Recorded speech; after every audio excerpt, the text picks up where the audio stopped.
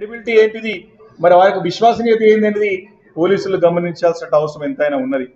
మరి నిన్న చూసినామంటే చక్రధర్ గౌడ్ అనే ఒక వ్యక్తి, ఒక చీటర్, ఒక బ్లఫ్ మాస్టర్, పెద్ద ఎత్తున ఆయన పైన అనేక ఆరోపణలు కేసులు ఉన్నటువంటి చక్రధర్ గౌడ్ అనే వ్యక్తి మరి పోయి పోలీస్ కంప్లైంట్ ఇస్తే మరి హరీష్ రావు గారు లాంటి సీనియర్ నాయకుని క్రెడిబిలిటీ మరి ఎంతో నమ్మకము విశ్వసనీయతటువంటి ప్రజానాయకుడి పైన వారు అడిగేటువంటి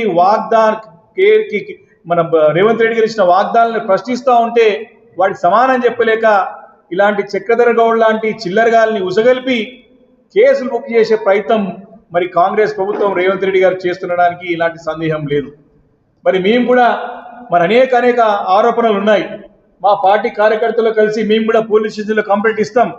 మరి కేసులు బుక్ చేస్తారా అని పోలీసులు ప్రశ్నిస్తూ ఉన్నాను ఈరోజు, ఎఫ్ఐఆర్ చేస్తారా అని ప్రశ్నిస్తూ ఉన్నాను ఈరోజు చాలా స్పష్టంగా.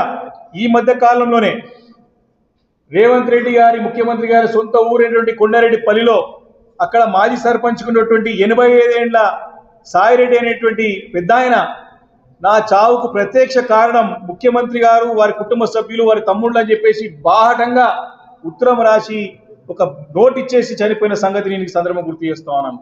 అది ఎఫ్ఐఆర్లో మరి ముఖ్యమంత్రి గారి పేరుందా, రేవంత్ రెడ్డి గారి పేరుందా, వారి సోదరుల పేరుందా, కేసు బుక్ అయిందా అని చెప్పేసి ఈరోజు ప్రశ్నిస్తూ ఉన్నాం.